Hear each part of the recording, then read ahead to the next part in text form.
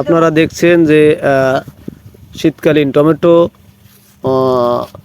কি সুন্দরভাবে কিন্তু আল্লাহর রহমতে গাছের ফলন এসেছে। আমরা দেখতে পাচ্ছি যে একটু চেষ্টা করলে আপনারা ওই ধরনের ফলন পাবেন বলে আমরা আশা করছি।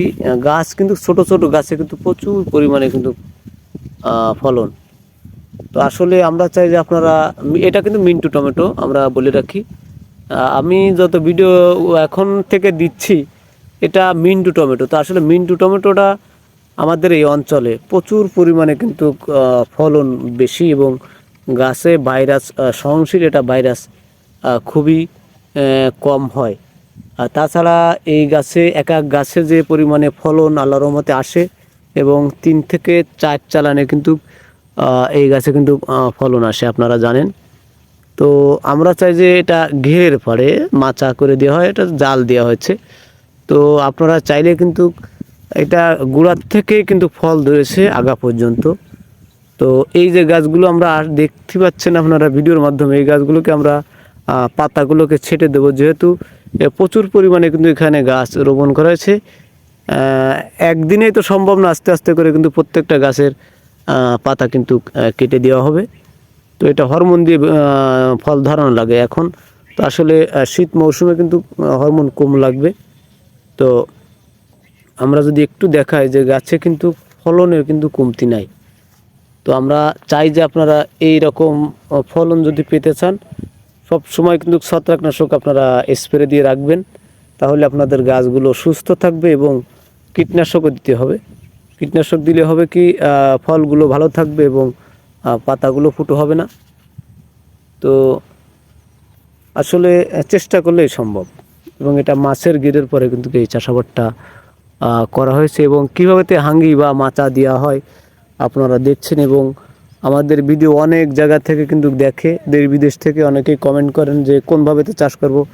তো আসলে এটা আমাদের বাংলাদেশে কিন্তু এই প্রযুক্তি ব্যবহার করে কিন্তু চাষাবাদ করা হয়। আপনারা যদি দেখেন তো প্রত্যেকটা গাছে কিন্তু প্রচুর পরিমাণে ফলন।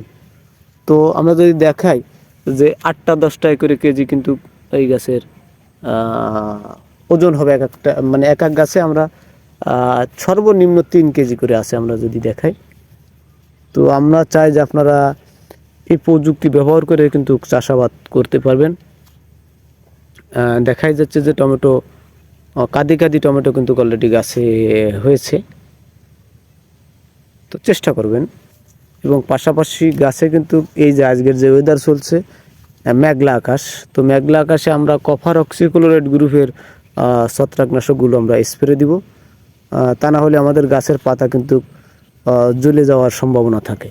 এবং পাশাপাশি ছত্রাকনাশক দিলে এই যে কুয়াশা পড়বে, এই কুয়াশায় কিন্তু প্রচুর পরিমাণে টমেটো গাছে কিন্তু ক্ষতি হয়। এবং আপনারা জানেন যে টমেটো গাছে অ্যান্টিঅক্সাইড থাকে, যার কারণে গাছের পাতা দ্রুত নষ্ট হয়ে যায় কুয়াশায়।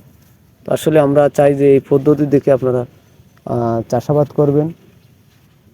এবং পাশাপাশি এখন 1 কেজি টমেটো 120 টাকা করে কেজি বিক্রি হচ্ছে।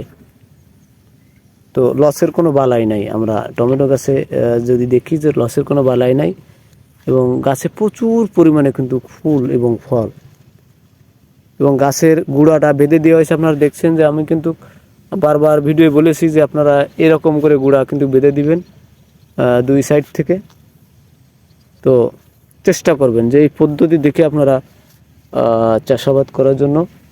এবং পাশাপাশি অল্প খরচে অধিক লাভবান একটা চাষ। আমরা যদি দেখাই জায়গা গাছে ফলনের যে বিষয়।